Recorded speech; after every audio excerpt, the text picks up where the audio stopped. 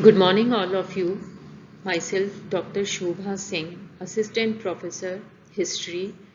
The topic of today's lecture is Bhoj or Mihir Bhoj, Gujar Pratihara ruler.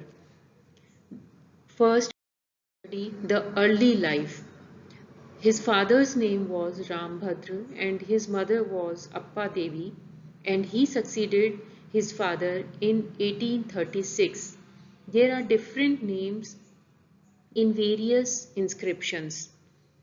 He is variously styled as Mihir Bhoj in Gwalior inscription, Prabhas in Daulatpur inscription, and Adi Varaha in Gwalior Chaturbhuj inscription. Next, we will study the consolidation of empire or his achievements. We can say anything, and all these points are studied on the basis of various inscriptions.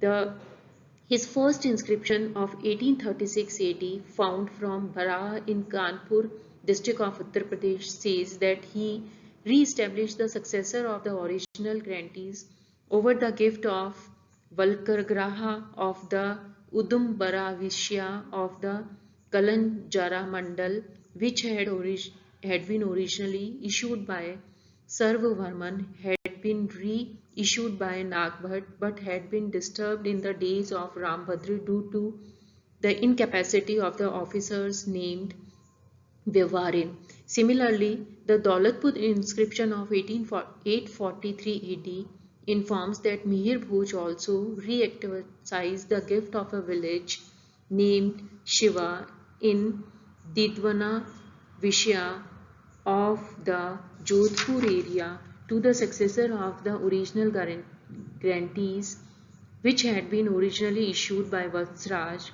was reissued by Nagbhat II but had been disturbed in the days of Rambhadra on account of incapacity of his Vyavarin.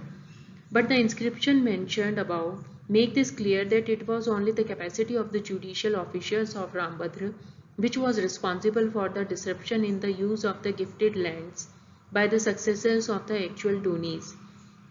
As a matter of the fact, Mihir Bhoj reaffirmed the gifted lands. The Kahal inscription of Kalchuri Sodha Deva dated Vikram Samvat 1834 or 1077 AD informs that the ninth predecessor of Sodha Deva named Gunmo Bodhi Deva had received some land from Bhoj Deva. The Charsu inscription of Baladitya informs that in Bhuja's conquest of northern India, another vessel, namely the Guhila king Harsha, took part. It is said there that having conquered the kings of the northern region, Harsha gave horses in gift to Bhoj. As this Guhila king belonged to a small area near Charsu in Jaipur district of Rajasthan, it is certain that he was dependent on Bhoj.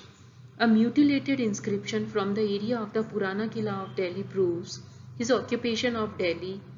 Further, the Rajtarangini of Kallan proves that the territories of Bhoj touch the frontiers of the Kashmir in the north. The inscription of Mahendrapal has been found from Pratapgarh in South Rajasthan of 946 AD, which says that a Chahman ruler named Govind Raj of that place was a source of great pleasure to Bhoj Deva. This proves the expansion of Bhoj's western territories to that region. Next, the topic is the Pala Pratihara conflict in the time of Bhoj.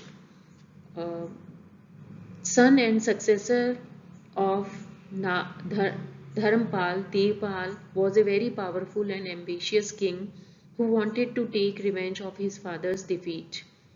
But there is good deal of difficulties for all of us that both the dynasties claim victories over each other for their monarchs. Gwalior inscription of Bhoj says that the royal fortune who had chosen the son of Dharm, Devpal, as her protector left him to choose Bhoj as her second husband and became the latter's Tunarbhu. This is a clear pointer to the success of Bhoj over Devpal. On the other hand, however, Badal inscription, pillar inscription of Narayan Pal gives Devpal the credit of curbing the pride of the Gujar king. Dr. R.C. Majumdar has accepted Devpal's reign period as extending from 810 to 850 AD, and that makes him a contemporary of three Pratihara rulers. They are Nagbhat, Rambhadra and Mihir Bhoj. And thus it is not very sure as to who was the Gurjantha Pratihara king whose pride was curbed by Devpal. The evidence of both the Gwalior and the Badal pillar inscription can be accepted as correct, and it can be argued that while Devpal got the better of Bhoj at the beginning of later reign, Mihir Bhoj worsted the Pal ruler at the end of later reign when the Pala ruler was too old to counter him. Pratihar Rashtrakoot relations. Bhuj seems to have consolidated his unchallenged power over the largest portion of central India and Rajputana. Mutual struggles continued on a minor scale between the two old unfriendly kingdoms of Pratihara and Rashtrakuta. They are Pratihara of Kannauj on one side and Rashtrakuta of Manyakhet and Gujarat on the other, chiefly to control the regions of Malwa. Bhoj first seems to have taken the initiative in his hand, but he does not seem to have gained any success. Now we will study the achievements of Bhoj. First, First, the foundation was first dreamt of by Vatsraj and which was really established on a firm basis by Nagbhat II, did finally shine like the Binte sun under Mihir Bhoj.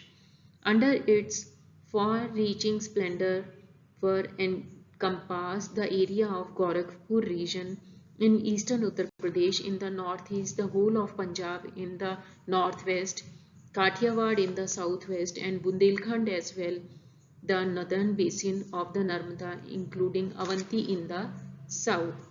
His main achievement seems to have been his successful checking of the Arabs in western India. Suleiman, who visited India during Bhoj's period, says, "This king has a very great army, and no other king has as good a cavalry as he has. He is an enemy of the Arabs, though he regards the king of the Arabs as the greatest.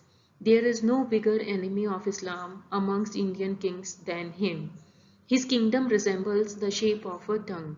He possesses ample riches and properties and has a very large number of horses and camels. There is no other king in India which is so much free of dacoits." His inscriptions and claim coins call him Adi Vara, which suggests that he thought it his sacred duty to protect the motherland from the invading Arabs and to himself to be an incarnation of Vishnu himself. Thank you.